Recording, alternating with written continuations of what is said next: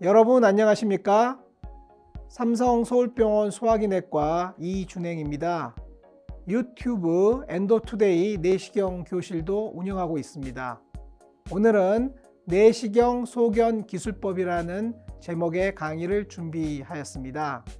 내시경 검사는 어떻게 가르치고 어떻게 배우는 것이 최선이라고 생각하십니까? 과거에는 그냥 선배나 교수가 하는 내시경 시술을 어깨너머로 보면서 그냥 따라 했습니다. Just do it. 하면 된다. 여러분, 하면 되는 거 아닙니다. 하면 되지 않고요. 되게 해야 됩니다. 되게 해야 하는 것이 술기입니다. Just do it. 하면 된다. 박정희식 생각을 가지고 내시경을 하면 안 된다는 것을 다시 한번 강조해서 말씀드립니다.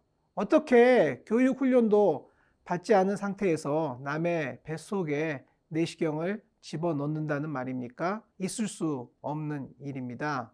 과거의 방법에서 교육 없이 내시경을 잡은 의사도 당혹스러웠겠지만 훈련되지 않은 의사에게 시술받는 환자의 고통은 이루 말할 수 없었을 것입니다. 합병증도 적지 않았습니다. 엔도투데이에서는 새로운 방법을 제안합니다. 박스 시뮬레이터 트레이닝, 박싱과 디스크립션 엑서사이즈, 덱스를 통하여 기본 개념을 잡은 후 내시경 교과서와 온라인 교육 자료를 충분히 공부하시기 바랍니다.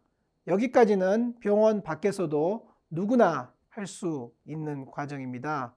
이후 일정 기간 내시경실에서 교수나 선배의 시술을 관찰한 후 철저한 감독하에 독립적인 시술을 시작할 수 있습니다. 이후에도 Continuous Endoscopy Education, CEE가 지속되어야 합니다. 엔도투데이 Description Exercise, DEX 과정은 그림과 같습니다. 기초과정에서는 체계적인 내시경 소견 기술법, 표준화된 내시경 용어를 공부한 후 5개의 초급 연습 문제를 함께 풀어봅니다. 중급 과정에서는 15개의 중급 연습 문제를 함께 풀어보고 91개의 퀴즈를 첨삭 지도와 함께 진행합니다. 체계적인 내시경 소견 기술법이란 표준화된 용어를 사용하면서 일정한 형식으로 결과를 기록하는 방법을 말합니다. 위치, 크기, 소견, 진단과 분류 순서로 기술하는 것이 일반적인 방법입니다. 위각에 1.5cm의 궤양이 있고 BGU A2로 생각된다와 같이 말하는 방법이었습니다. 엔도투데이에서는 좀 더 자세한 방법을 권합니다. 위치를 정축과 횡축으로 나누고 소견을 주소견과 부소견으로 나누어 좀 더 자세히 관찰하고 기록하는 방법을 권하고 있습니다.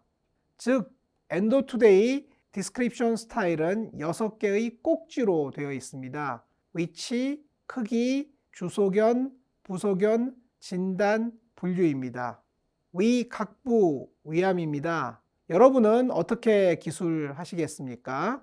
저희 병원 한 임상 강사 선생님께서 기술한 내용을 소개하겠습니다. 로우 바디부터 엔트룸에 걸쳐 위치입니다. LC 사이드로 5cm 크기입니다. 얼서로 인필트러티브 매스가 관찰됨 주소견입니다.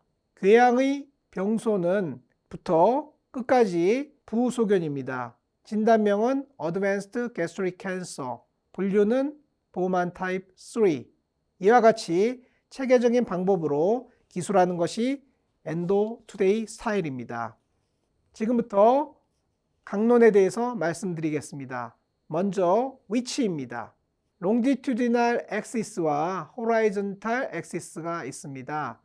롱지튜디널 엑시스는 카디아, 바디, 앵글, 엔트룸, 파일로루스까지 이어지는 긴 길이 방향의 랜드마크를 말하고요. 호라이즌탈 엑시스는 lesser curvature, greater curvature, anterior wall, posterior wall을 말합니다. 이 둘의 조합으로 위치를 설명하게 됩니다. 로우 바디 그레이터 커버처는 시뮬레이터에서 이렇게 보입니다. 주름이 가장 잘 보이는 곳이 대만, 9시 방향이 전벽, 3시 방향이 후벽입니다. 리트로플렉션을 하게 되면 회전하기 때문에, 그리고 뒤에서 보기 때문에 방향이 다소 어렵습니다. 그래서 공식을 만들었는데요. 가장 잘 보이는 랜드마크가 대만입니다. 리트로플렉션 세팅에서 대만보다 3시간 전이 전벽입니다. 그림에서 대만은 4시 방향입니다. 따라서 4시보다 3시간 전인 1시, 1시가 전벽 방향입니다. 병소는 반대쪽에 있지 않습니까? 따라서 이 환자는 위체 상부 후벽에 얼서러티브 리전이 있습니다. 프록시말 스토막, 로우 바디의 경계는 다소 애매합니다. 왜냐하면 위각 아래를 엔트룸으로 부르고 위각 위를 바디로 부르고 있기 때문인데요. 위아래의 경계를 좌측 1번처럼 구분할 수 있고 혹은 우측 2번처럼 구분할 수 있습니다. 그러면 병소의 위치를 1번으로 생각하시는 선생님은 로우 바디라고 표현할 것이고요. 2번으로 생각하시는 분은 프록시말 엔트룸으로 표시할 것입니다. 저희는 2번을 추천하고 있습니다.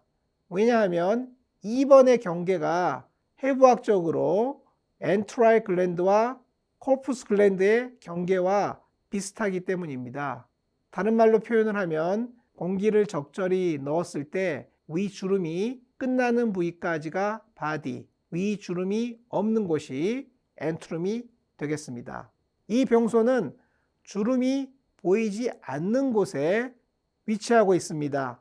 프록시말 엔트룸 그레이터 커버처라고 부르는 공간입니다. 이 부위는 어퍼 바디 레서 커버처의 병소가 있다라고 의뢰된 환자셨는데요. 사실은 위치 기술이 틀렸습니다. 어퍼 바디에 있다고 한다면 카디아로부터 3-4cm 이내에 있어야 되거든요. 그런데 이 환자는 카디아가 저 멀리서 보입니다.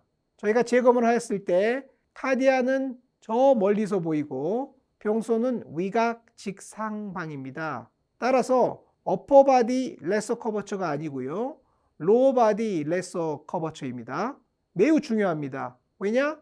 어퍼 바디 레서 커버처는 토탈 게스트렉토미를 해야 되는 위치고요. 로우 바디 레서 커버처는 3분의 1을 자르는 스탠다드 서브토탈 게스트렉토미를 하는 위치거든요. 사람은 밥의 힘으로 삽니다. 특히 우리나라 사람은 밥심으로 살거든요. 위는 밥통입니다. 남길 수 있으면 남겨야죠. 의사가 위치를 잘못 기술해서 밥통을 3분의 1을 남길 수 있는 환자가 밥통이 없어진다고 생각하면 정말 억울하지 않겠습니까? 위치 표시 매우 중요한 일입니다. 이 환자는 클리핑 이후에 서브토탈 게스트렉토미를 하였고요. 프록시말 리섹션 마진은 3cm로 적절하게 나왔습니다. 위를 3분의 1은 살릴 수 있었던 경우입니다. 위치 표시를 하기 위해 사진을 검토하다 보면 간혹 이런 경우를 만나는데요. 분명히 함몰형 병소가 보이기는 한데 원경은 없고 근경만 찍어 놓은 상황입니다. 이러면 아무리 경험 많은 의사가 보더라도 병소의 위치를 찾을 수 없습니다. 어떠한 병소가 보이면 원경, 중경, 근경 순서로 내시경 사진을 찍고 조직검사하는 장면, 조직검사 직후에 약간의 피가 날 때 사진을 남겨놓는다면 위치에 대한 가장 정확한 기록을 남길 수 있습니다. 이 경우는 비교적 잘 기술되어 있습니다. 미드바디 포스티어리어 월에 5cm 크기의 플랫 리전이 관찰된다 라고 기술하셨는데요. 매우 좋은데 이 미드바디는 토탈 게스트렉토미를 할지 서브토탈 게스트렉토미를 할지 경계에 해당하는 부분으로서 다소 애매합니다.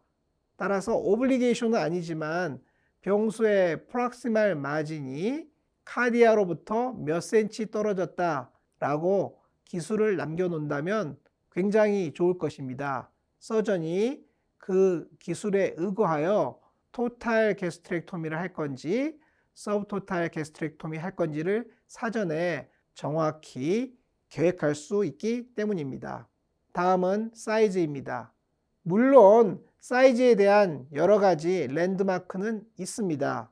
조직검사 포셉을 열면 길이가 5 내지 6mm이고요. 포셉 그 자체의 두께는 1.5 내지 2mm입니다. 식도의 지름은 2.5cm, 스토막의 크기는 18cm 등등 여러 가지 랜드마크, 크기 가이드가 있는데요. 다소 어렵지 않습니까? 저는 맨 마지막 3개의 6cm짜리 공이 있다. 요거 하나만 잘 기술하도록 가르치고 있습니다. 즉, 위의 크기는 장경으로 따졌을 때 24cm 대만이죠. 소만으로 따졌을 때 18cm입니다. 따라서 지름 6cm의 공이 3개 들어있다. 주먹만한 게 3개 있다. 이 정도 생각하시면 평균적인 한국인의 위의 크기가 됩니다. 이것을 내시경 검사에 적용하는 건데요. 공기를 적당히 넣었을 때 위의 지름, 즉 노란 점선이 6cm입니다. 노란 점선을 6cm로 보았을 때 윤기형 병수의 크기는 점선의 절반보다 약간 작지 않습니까? 2, 3cm 되는구나. 이 정도만 게스하시면 내시경 크기 기술로는 충분한 겁니다. 절제를 하였고 2.1 곱하기 1.4cm로 나왔습니다. 리트로플렉션 세팅도 마찬가지인데요. 위를 가득 채우고 있는 공, 그 공의 지름이 점선입니다. 점선의 절반 언저리 되지 않습니까? 3cm 전후에 플랫 엘리베이티드 리전이 있었고요. 수술을 하였고 3.6cm로 나왔습니다. Diffuse Infiltrative Disease, 보만 타입 4에서는 크기 측정이 다소 어려운데요. 노란 점선이 6cm인데 이거보다 더 넓게 위를 차지하고 있지 않습니까? 위를 전부 차지하고 있으면 18cm, 일부가 남았으면 15cm, 절반 언저리면 10cm 이런 식으로 기술하면 되고요. 보만 타입 4는 대부분 10에서 15cm 크기에서 진단되고 있습니다. 잘 모르겠으면 10cm라고 쓰십시오. 어떤 보만 타입 4인데요. 사실 환자가 의뢰될 때는 1.5cm의 디프레스드 리전으로 의뢰 오셨습니다. 그러나 재검해 본 바 작은 함몰형 병소 주변에 넓게 위벽이 두꺼워져 있어 가지고요. 실제 크기는 15cm 가량의 보만 타입 4였습니다. 정확한 크기 측정에 앞서서 정확한 관찰이 중요하다라는 것을 보여주는 교훈적인 증례가 아닐 수 없습니다. 작은 궤양형 병소입니다. 이 병소의 크기를 어떻게 기술하시겠습니까? 정상 주름은 3mm 정도거든요. 이 병소를 암이라고 생각했을 때하고 궤양이라고 생각했을 때 개수가 달라집니다. 암이라고 생각했을 때는 전체가 덩어리고 가운데가 파여 있기 때문에 점선을 기준으로 크기를 이야기해야 할 것 같고요. 비나인 게스트릭 얼서로 판단할 때는 얼서 부분만을 크기로 보고 주변이 이디마, 부종으로 판단을 하셔야 됩니다. 따라서 임프레션에 따라서 크기 기술이 다소 달라집니다. 그림으로 설명드리면 BGU로 생각할 때는 얼서만 크기로 이야기를 하고 캔서로 생각할 때는 좀 더 넓게 부어있는 부위까지 종양으로 보시는 게 적절할 겁니다. 이 환자는 수술을 하였고요. 2cm 크기의 Advanced Gastric Cancer로 나왔습니다. 주소견에 대해서 말씀드리겠습니다. 주소견은 어떠한 병소의 특징을 가장 짧게 말하는 요약 내지는 선언 같은 것입니다. 무엇이 있다 한마디로 표현하는 건데요. 예를 들면 ulcer, mass, scattered nodules, flat elevated lesion 등등이 흔히 사용하는 주 소견입니다. 각각의 주 소견에 따라서 자세하게 부소견을 기술하는 방식이 달라질 것입니다. mass를 표현하는 방법과 ulcer를 표현하는 방법은 다소 다르지 않겠습니까? 주 소견은 처음 본 소견은 아닙니다. 가장 잘 보이는 소견도 아니거든요. 이리저리 잘 관찰하고 임프레션을 고려해서 거의 결론 비슷하게 내가 본 소견을 남에게 가장 짧게 한마디로 더 요약해서 던지는 임프레션, 선언입니다. 첫눈에 그냥처럼 보였는데요. 좀 더 자세히 관찰하였더니 주변에 매스 이펙트가 뚜렷했고, 따라서 주소견이 얼서가 아니고 매스이고 매스 사이에 작은 얼서레이션이 있는 경우로 생각됩니다. 보만 타입 2인데요. 이거는 얼서일까요? 매스일까요? 얼서는 평평한 곳에서 함몰된 것인데요. 이 환자는 융기된 곳에서 가운데가 함몰되지 않았습니까? 단순히 얼서라고 표현하기에는 뭔가 조금 모자란 듯한 그런 표현입니다. 따라서 저희는 이런 병소를 ulcerative mass 혹은 mass with ulceration과 같이 표현하도록 가르치고 있습니다. 마이너 파인딩은 여러 가지 의학 용어를 사용해서 최대한 자세히 기술하는 것을 말합니다. 대부분의 내시경 용어는 피부과에서 왔습니다. 왜냐하면 피부과는 병소를 눈으로 보는 과고요. 내시경은 뱃속의 병소를 내시경을 통해서 눈으로 보는 검사 방법이거든요. 피부과 의사가 이름 붙이는 것과 내시경 의사가 이름 붙이는 게 근본적으로는 매우 비슷합니다. 다만 피부과에서는 병소를 맨눈으로 보고요. 내시경은 늘 10배 내지 20배 정도 확대해서 봅니다. 따라서 기본적으로 표현은 같은데 사이즈, 디멘전만 다르다라고 이해하면 좋겠습니다. 융기형 병소를 보면 국소적 융기를 표현하는 용어, 넓고 융기된 병소 표면을 표현하는 용어, 용종을 표현하는 용어, 종양의 표면 성상을 표현하는 용어 등 다양한 것이 있습니다. 이 중 대표적인 것 몇 가지만 소개해 드리겠습니다. 먼저 파퓰입니다. 파퓰은 3 내지 5mm 이하의 small, circumscribed, elevated, solid 리전을 말하고요. 사진과 같이 에오지노필릭 에소파자이티스에서 보이는 화이트 파퓰이 대표적인 예가 되겠습니다. 플라크는 파퓰보다 조금 더 큰 1, 2cm 이하의 circumscribed, elevated, superficial 리전을 말합니다. 내시경계에서는 크게 두 가지 진단에서 사용하는 표현인데요. 캔디다 에소파자이티스에서 보이는 화이트 파퓰, 수도멤브라너스 콜라이티스에서 보이는 옐로우 파퓰이 대표적인 용례입니다. 작은 것은 파퓰, 큰 것은 플라크, 엘리베이티드 리존에서는 그렇게 나뉘고요.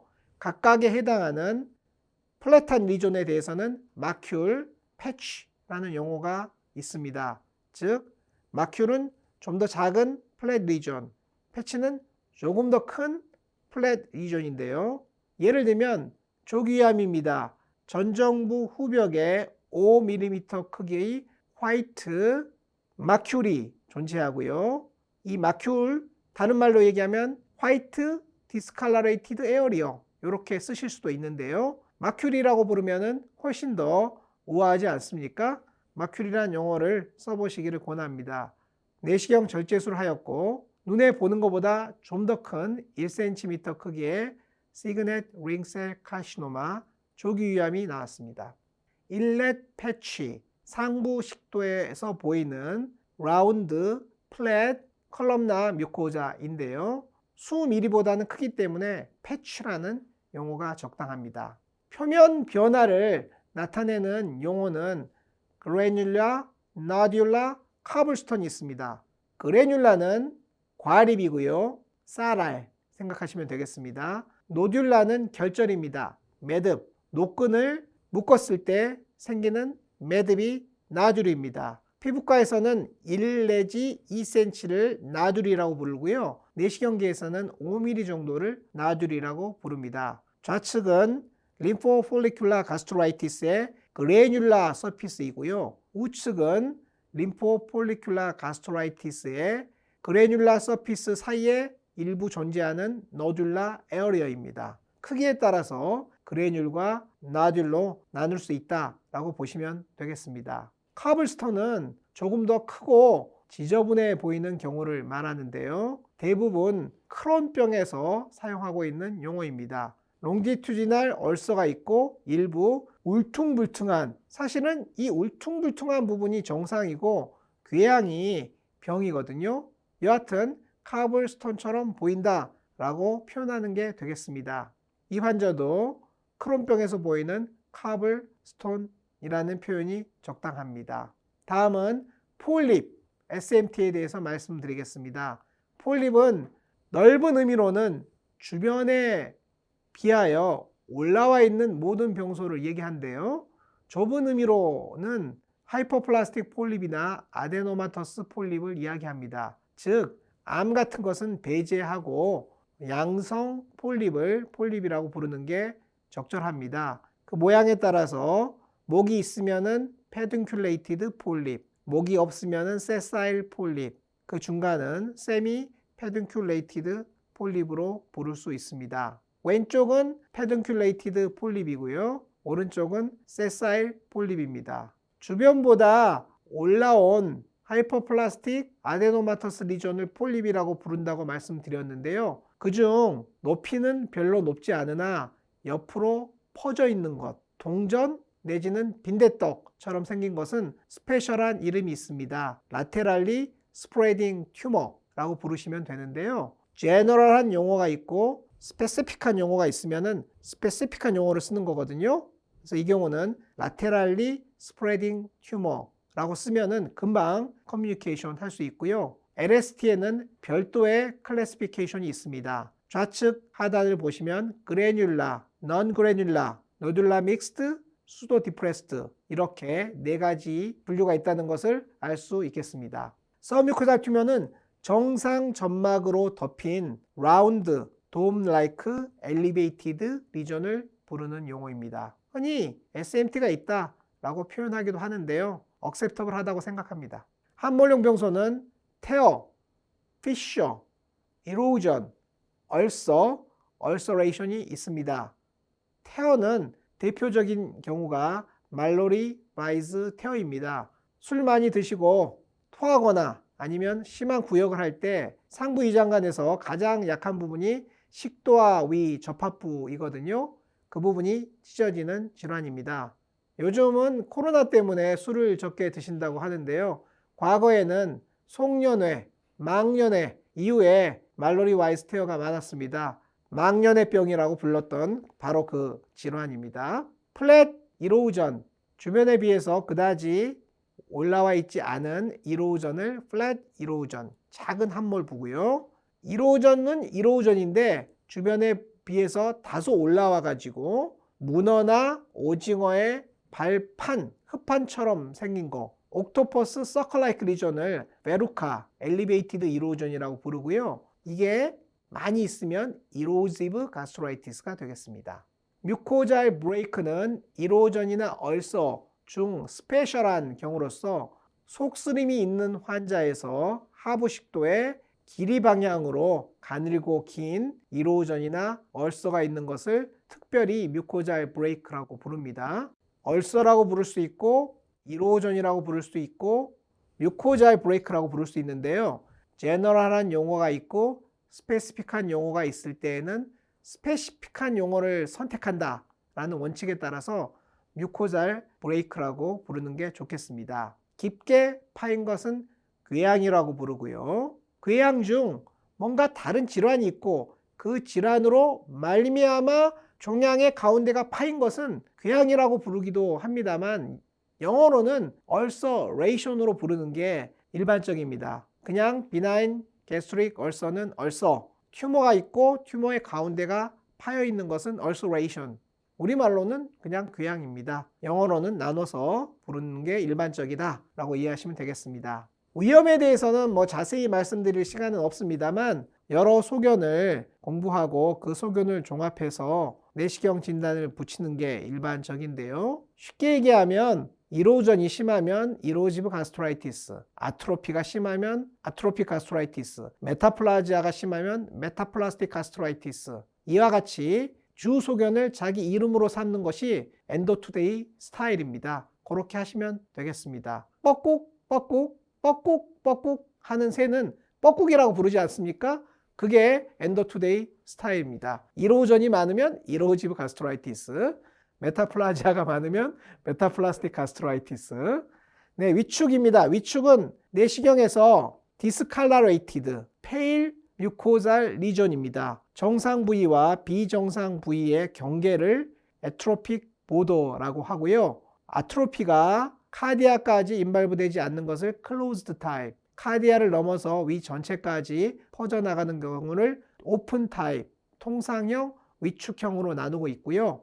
이러한 방법을 기무라 클래시피케이션으로 부릅니다. 메타플라스틱 가스트라이티스는 시험에 잘 나오는 병소인데요. 수미리의 약간의 크기가 다양한 페일, 플랫, 엘리베이트 리전이 불규칙하게 넓게 스캐터드 되어 있는 경우를 말합니다.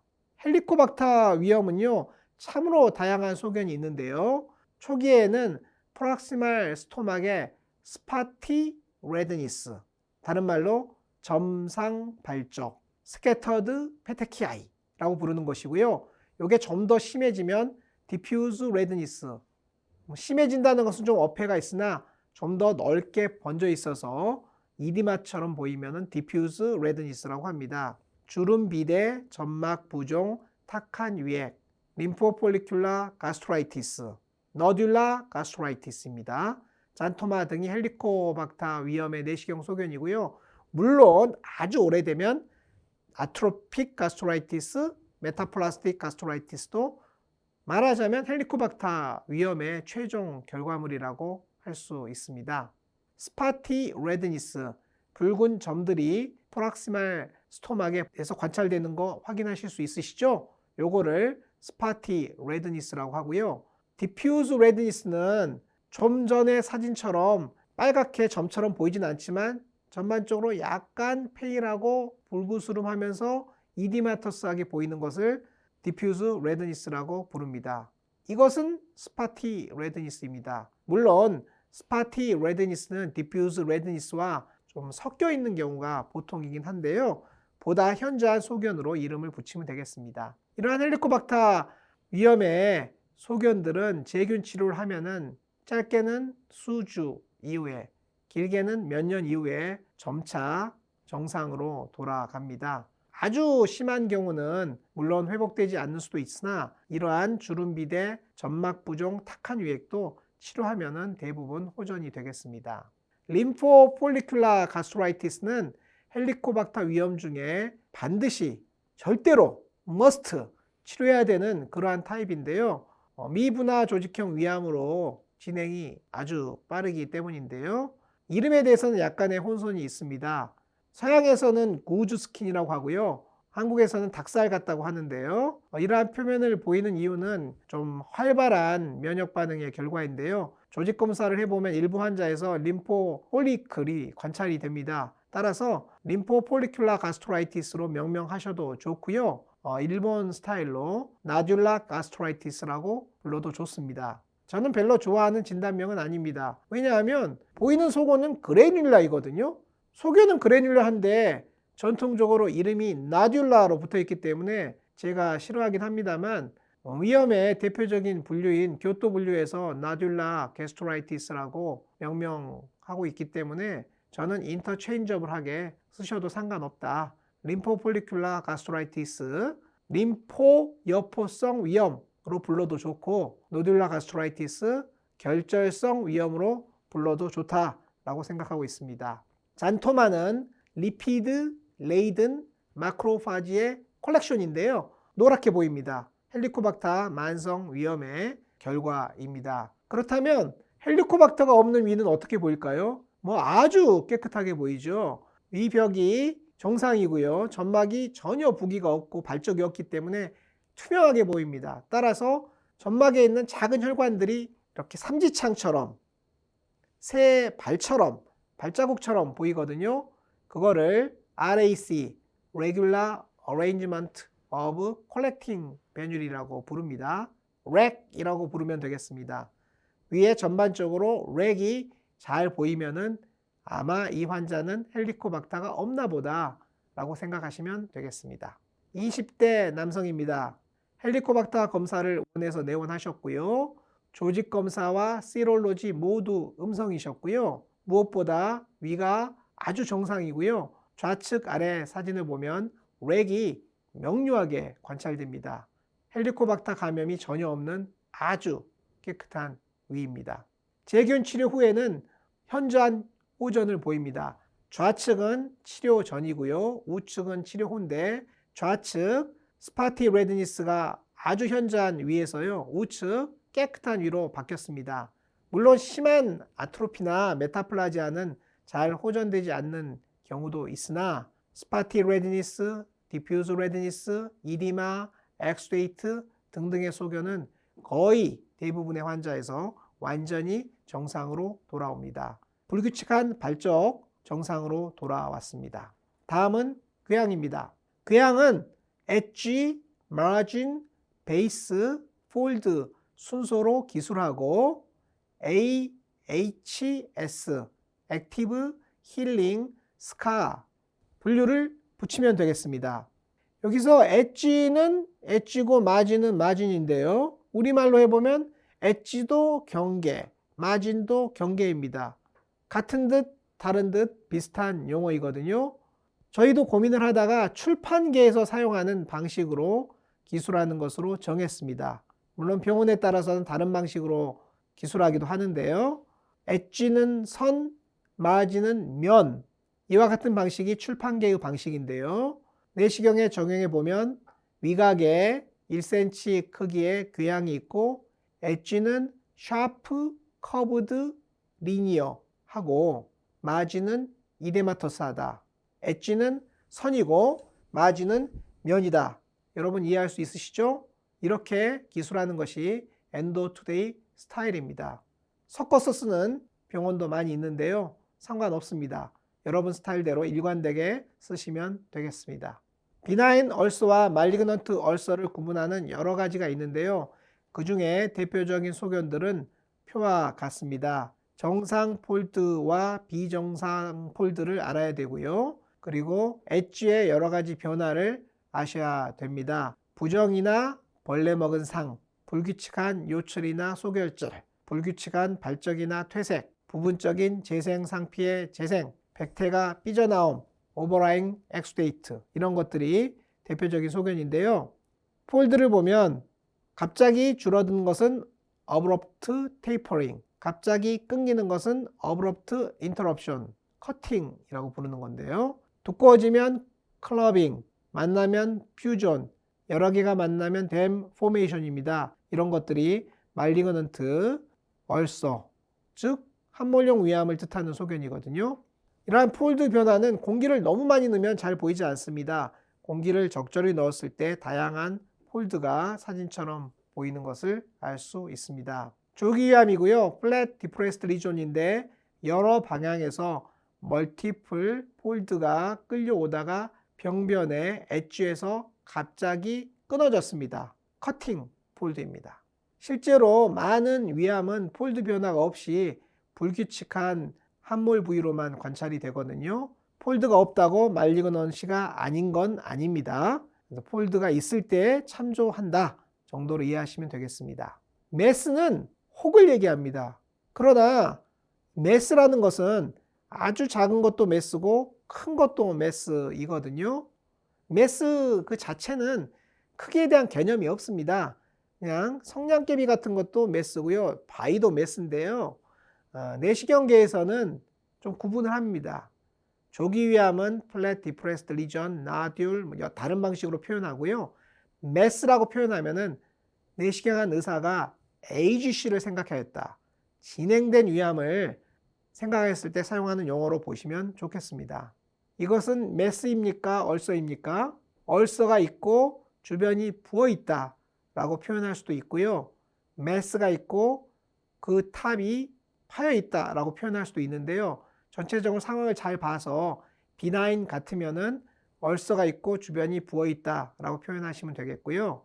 말리그넌시 같으면은 메스가 있고 중앙이 파여있다 라고 표현하는 게 타당합니다. 표현이 진단명을 반영하는 건데요. 이 환자는 AGC였습니다. 메스가 있고 Central Ulceration 있는 경우입니다. 메스를 표현하는 용어 중에 다소 혼란스러운 게 Fungating Mass입니다.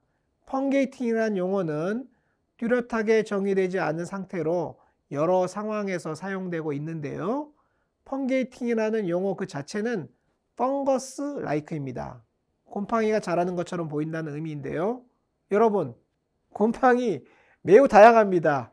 매우 다양한 곰팡이, Fungus-like, 그러니까 어떤 특정 곰팡이를 얘기하는 겁니다. 외과에서는 유방암 국소 재발에서 약간 플랫하고 지저분하고 네크로틱하면서 냄새도 나는 이런 숲속의 나무, 숲풀 사이에서 느끼는 그런 곰팡이를 펑게이팅 리전이라고 표현을 하는데요. 내시경에서는 사실 그런 리전 많지 않거든요. 내시경에서는 튀어나온 버섯, 송이버섯 내시는 표고버섯, 이 버섯 같은 것을 얘기하는 게 되겠습니다. 버섯의 종류가 다른 것이죠.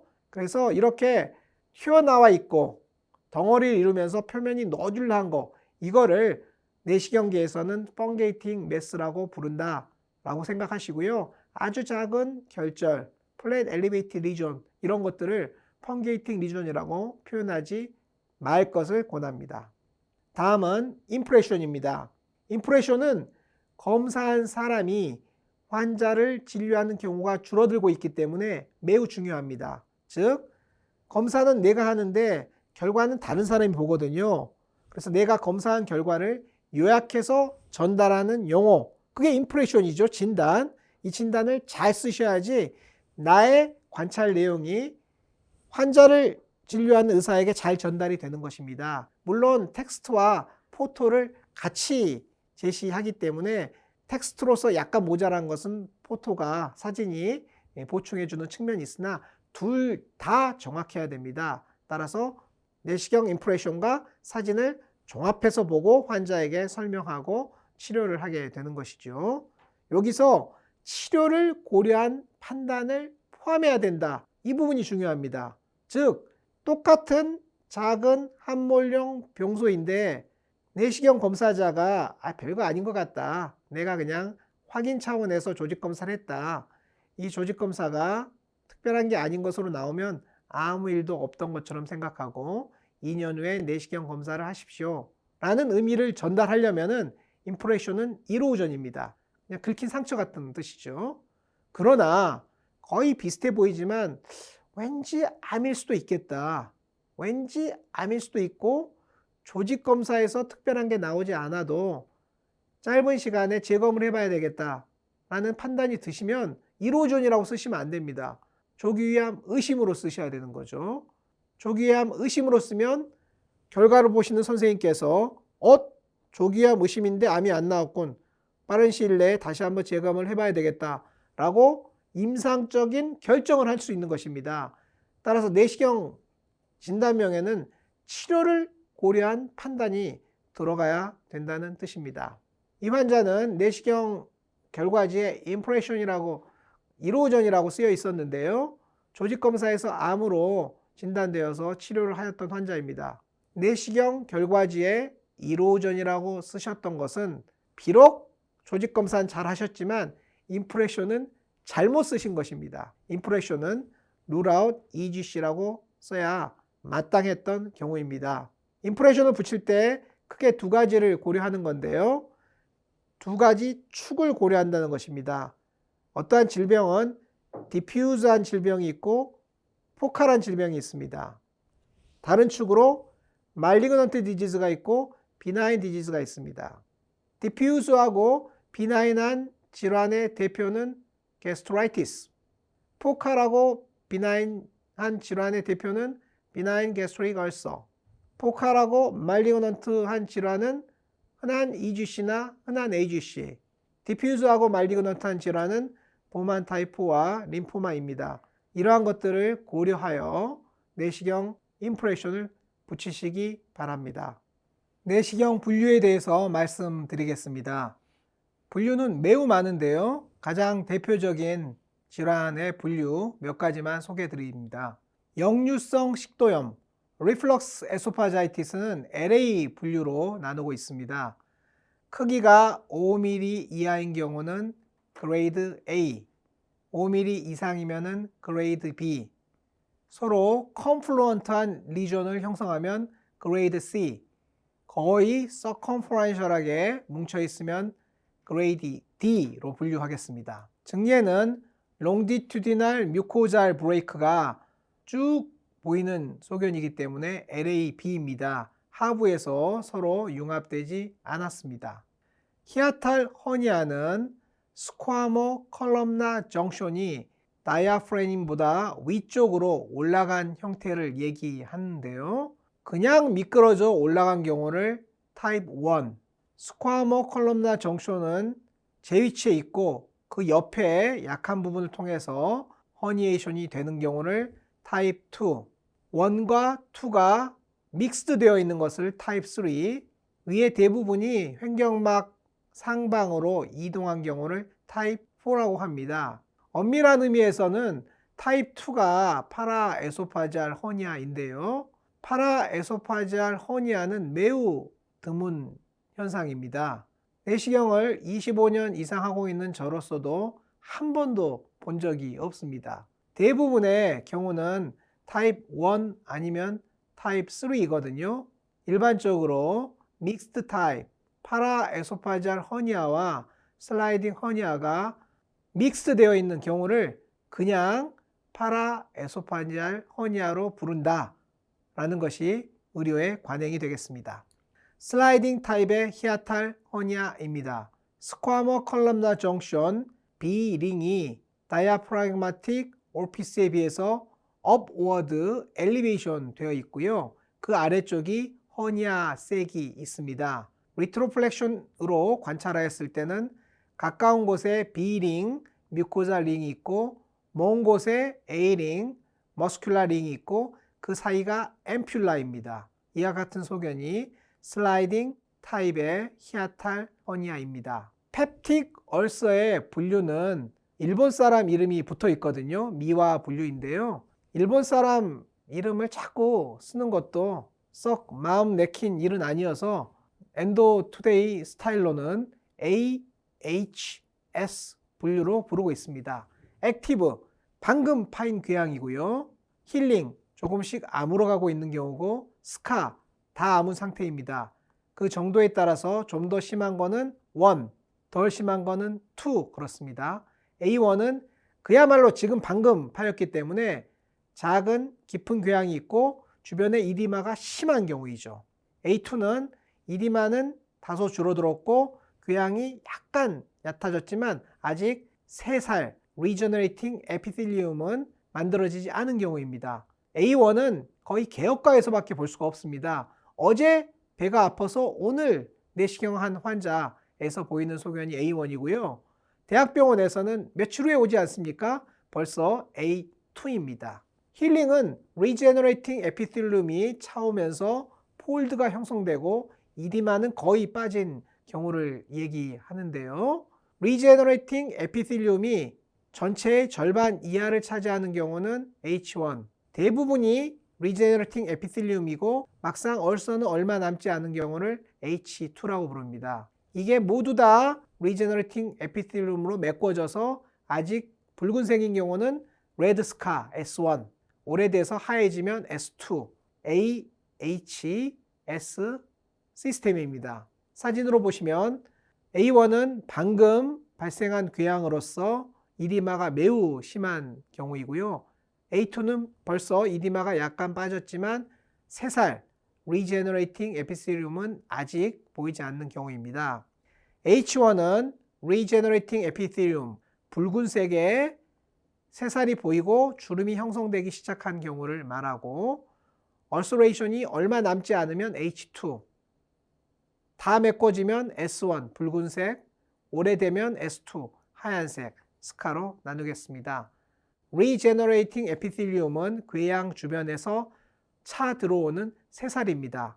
얼서 크레이터의 가장자리로부터 차 올라오는 붉고 레티큘라한 패턴을 보이는 새살, 이렇게 길게 표현할 수 있는데요. 여하튼 재생 상피입니다. 위 궤양 중 블리딩으로 내원하신 환자는 AHS 시스템 적용하지 마시고요. 포레스트 분류를 적용하셔야 됩니다. 출혈은 항상 액티브 궤양에서 생기거든요. 그러니까 말할 것도 없이 액티브 스테이지입니다. 그냥 무조건 액티브고요. 액티브의 분류 중에 출혈 소견을 더해 주시는 건데요. 스펠링 틀리기 쉽습니다. 숲속의 공기가 좋다 할 때는 포레스트의 R이 하나인데요.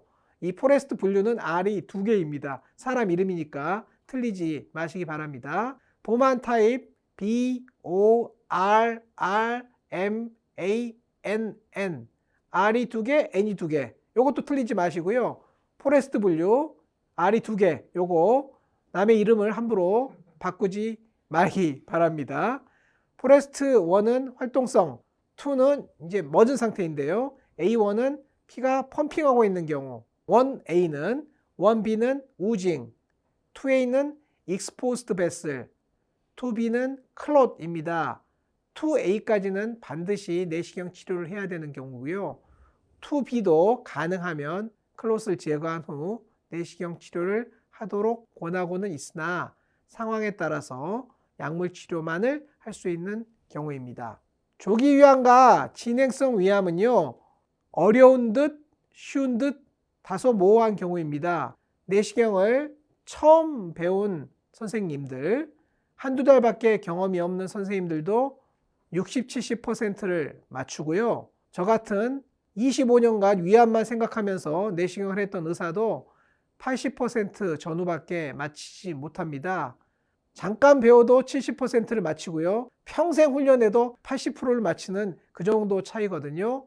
틀리는 게 당연하다 이렇게 보시면 됩니다. 그런데 남들은 다 맞히는데 나만 틀리면 곤란하거든요. 일반적인 경우에 맞춰서 진단을 붙이면 되겠습니다. 비교적 슈퍼피셜하고 작다, 조기위암, 크고 어글리하다, 진행위암, 이 정도 개념을 가지고 접근하시고요. 80% 정도 맞추기 위해서 노력하면 충분합니다. 위쪽 사진은 여러분 크고 어글리합니까? 아니면 비교적 작고 뭐 그럴 정도입니까? 2cm 정도의 플랫 엘리베이티드 노듈라 리전이거든요. EGC. 오른쪽은 깊은 넓은 궤양이 있지 않습니까? 아래쪽은 이거는 AGC입니다. 이 정도 나누시면 되겠고요. 조기위암은 1번 내시경 분류에 따라서 프로트루디드 타입은 1, 슈퍼피셜 엘리베이티드 타입은 2A, 플랫은 2B, 슈퍼피셜 디프레스드는 2C, 엑스커베이티드, 궤양형은 3로 나누면 되겠습니다. 최근 교과서에서는 O/1, 타입 5라고 부르는데요. 이건 서양 사람들이 조기위암을 타입 0으로 부르고 있습니다. 제로입니다. O가 아니라 사실은 제로입니다. 왜냐하면 위암은 일반적으로 보만 타입 1, 보만 타입 2, 보만 타입 3, 보만 타입 4로 나누는데요. 요건 AGC고요. 1, 2, 3, 4 아닙니까? 제로. 제로는 early로 붙이는 그런 개념입니다. 그래서 타입 0, 1, 0, 2 이런 식으로 O가 아니라 제로다 이렇게 이해하시면 되겠습니다. 0입니다. 조기위암입니다. 주변에 위벽 두꺼워진 소견은 없고 비교적 현저하게 프로트루디드 되어 있습니다. 타입 1. 플랫 엘리베이티드 리전, 아데노마하고 구분이 어려운 타입은 2A. 약간의 요철은 있을 수 있으나 전체적으로 평탄한 색조의 변화가 주된 소견이다. 2B. 약간 올라올 수는 있으나 전반적으로는 내려간 병소다. 그러나 궤양은 아니고 살짝 내려갔다. 2C입니다. 조기위암 중 가장 흔한 타입이 Early Gastric Cancer 2C입니다. 제법 깊게 파여 있어서 일견 비나인 게스트릭 얼서와 구분이 어렵다. 싶으면 타입 3이고요. 조기유암 중 타입 3로 보이는 경우는 5% 정도로 생각하면 적절합니다. AGC는 보만 타입인데요. mass 타입 1, ulcerative lesion 타입 2, ulcero-infiltrative lesion 타입 3. 표면은 비교적 정상이고 위벽에 전체적으로 인필트레이션 되어 있으면 타입 4가 되겠습니다. protrudive mass lesion 타입 1입니다. 타입 2는 ulcerative lesion인데요. 평탄한 곳에서 갑자기 들어간 이런 얼서가 아니고요. 매스를 형성하면서 그 탑이 ulceration이 된 거거든요. 따라서 얼서라고 부르기에는 뭔가 부적절하고요. 엔도투데이에서는 ulcerative mass로 부르고 있습니다. 타입 3는 타입 2와 비슷하다고 할 수 있지만 얼서는 있으나 주변에 인필트레이션이 더 심해서 얼서보다는 인필트레이션이 더 현저한 경우를 타입 3로 부르고 있고요. 애매하면 타입 3로 주시면 되겠습니다. 타입 4는 위 내시경에서 가장 중요한 질병으로서 절대로 놓치면 안 되지만 가끔 놓치는 무서운 질병이고요. 주름이 두꺼워져 있고요. 정상 주름은 3mm 이하거든요. 5mm 1cm 주름이 두꺼워져 있고 주름과 주름 사이의 간격이 좁아져 있고 경우에 따라서 주름이 만나서 개마고원처럼 높은 플레이트를 형성하고 있고 표면은 모자이크 패턴으로 불규칙해 보이면서 공기를 넣어도 잘 펴지지 않는 이러한 소견들이 모두 혹은 일부가 관찰되면 보만 타입 4가 되겠습니다. 주름이 두꺼워져 있고 두꺼워지다 못해 서로 융합되는 경우를 보만 타입 4의 특징이라고 보겠습니다. 공기를 넣었을 때 잘 펴지지 않는 것도 중요한 특징이고요. 표면이 불규칙하게 보여서 이레귤러한 모자이크 패턴을 보인다라고 표현하고 있고요. 작은 얼서, 이로전은 흔히 있습니다. 비록 얼서나 이로전이 있다 하더라도 주된 소견이 위벽, 비우, 잘 펴지지 않는 소견일 때는 보만 타입 4로 부르면 되겠습니다. 오래전 환자인데요. 2013년 환자인데 보시면 위 체부의 주름이 이레귤러하고 비교적 리니어하면서도 노듈러하게 두꺼워져 있고요. 주름과 주름 사이에 골짜기가 없어졌으면서 오른쪽 아래 사진을 보면 두꺼워진 주름이 서로 융합되어 있고 일부 작은 이로전이 있습니다. 이러한 소견을 보만 타입 4라고 부를 수 있습니다. 지금까지 긴 시간 경청해 주셔서 감사하고요. 오늘 내시경 소견 기술법을 엔도투데이 스타일에 따라서 위치, 크기, 주소견, 부소견, 진단, 분류로 나누어서 설명드렸습니다. 반복 연습을 통해서 익숙해지기를 바랍니다. 경청해 주셔서 감사합니다.